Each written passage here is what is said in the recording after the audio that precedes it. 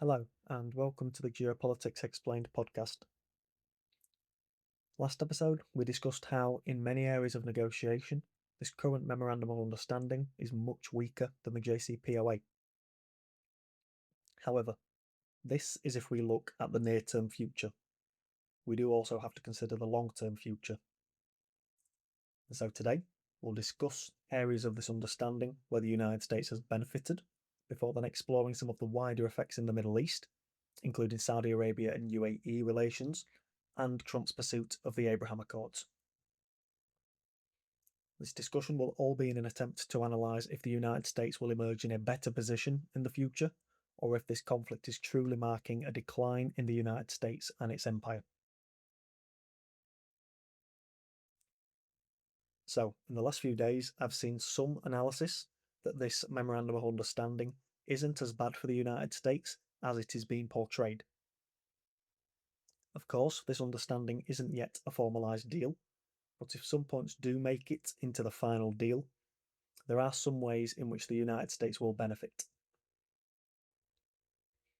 Firstly, Iran has been subject to US sanctions for many years. They don't partake in the SWIFT system because of this.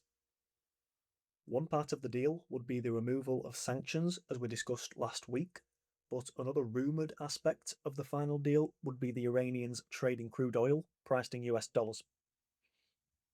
Before this, Iran traded in alternative currencies. This benefited China especially, which has bought a lot of crude oil from Iran priced in yuan. I've stated in the past that during Trump's second term, his seemingly erratic strategies have been to boost US resiliency. This pursuit is relevant to the superpower tussle with China. In Greenland, Trump wanted to reduce the power China holds in rare earth elements through US diversification. In Venezuela, Trump wanted to reduce China's influence and to restrict the amount of crude oil that China was receiving from Venezuela. In the Panama Canal, Trump wants to remove Chinese companies because of the influence they had in the region. Trump wants to turn the Americas into a resilient fortress. From this position of strength that Trump is pursuing, he then wants to take on China in the Indo-Pacific and in the long-term superpower tussle. And there are many more examples of these Trump pursuits, such as in high-end semiconductors, for example. If this deal is finalised, the reduction of Chinese financial influence in using the yuan for trade of crude oil with Iran would be yet another strategy that the United States could pursue to build their own resiliency and to reduce Chinese global power.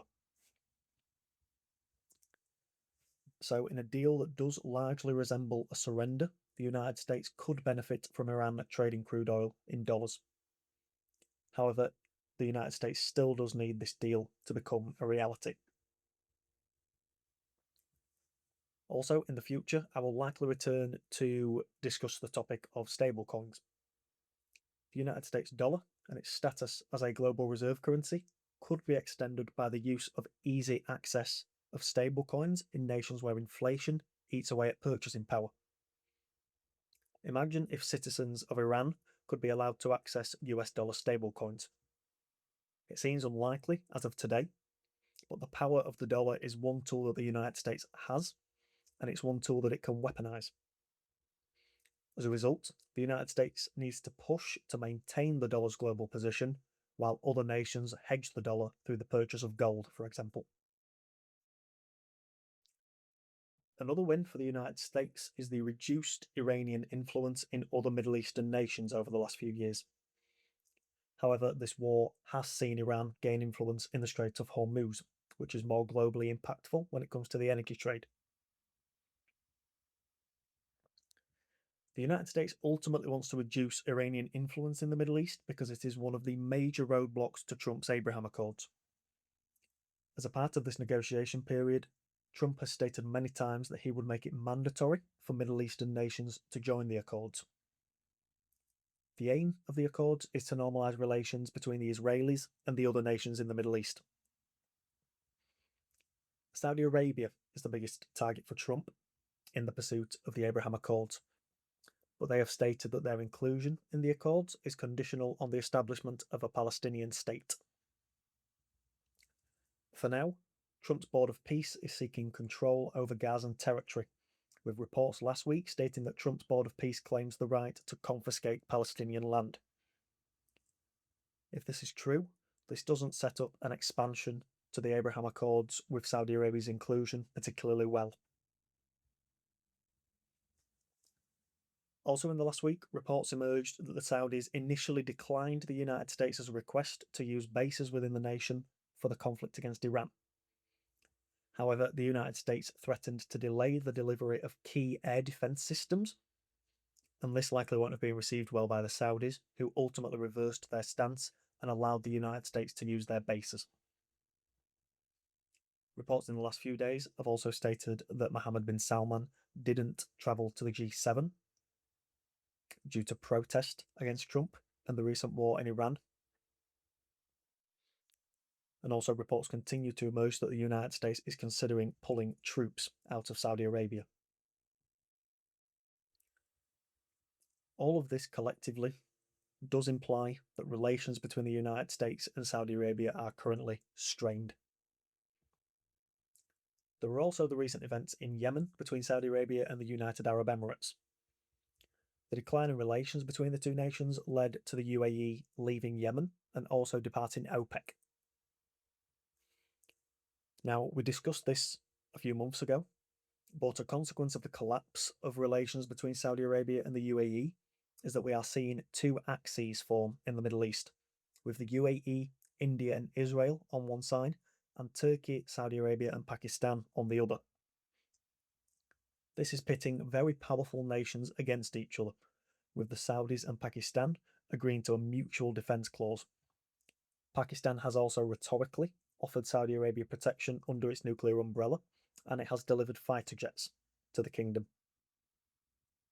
This new environment in the Middle East remains a tense one, with relations between Israel and Turkey also tense. This doesn't paint a picture of a region where a massive deal, such as the expansion of the Abraham Accords, would occur anytime soon. Also, the energy story isn't yet over. Crude oil prices remained muted during this entire crisis in comparison to the expectations of many, but inventories have been drawn down and will need refilling to rebuild energy security and resiliency. This pursuit will be happening at a time where Russia's energy infrastructure is being hit by Ukrainian drones, and when Iran's strikes on energy infrastructure across the Middle East won't be an easy fix. Also, with Hormuz tentatively reopening, this doesn't mean that cargoes will immediately reach their destination. The United States is considered one of the most self-sufficient nations when it comes to energy, but inventories at Cushing, Oklahoma have recently reached critically low levels. In fact, inventories reached a 12-year low and fell below the 20 million barrel operational minimum, which is the level that traders consider the floor for safe and efficient operations. China could continue to release inventories into the market, but it's unknown what their exact reserves are and how much runway they have left. All of these points collectively imply that for the next few weeks at least, nations may still be relying on drawing down inventories and rationing in some cases. So the key question when we look towards the Middle East remains how the next few months will unfold in the pursuit of a finalised deal between the United States and Iran. Will this deal hold, and will the United States truly come out on top in the long term? Just because the United States shouldn't have left the JCPOA, as we discussed last episode, this doesn't mean they couldn't renegotiate some of the terms and advantages that the JCPOA previously granted the United States. But outside of the potential for a US-Iran deal, looking forward, the other nations in the Middle East will continue to heavily influence the region. Even if a deal is finalised between the United States and Iran, the Middle East remains a flashpoint for geopolitical tensions. In the coming episodes, we will discuss more of these flashpoints in the Middle East, including Israel, Gaza, Lebanon, and Syria. How will these nations, their goals, and their incentives continue to shape the Middle East in the future? These will be the questions that we will seek to answer in the next few episodes. That's all for today. If you enjoyed this episode, please consider leaving a review on the podcast platform of your choice. It really helps out the podcast and helps to get more eyes on the podcast. I've been Dylan, and I'll talk to you next time.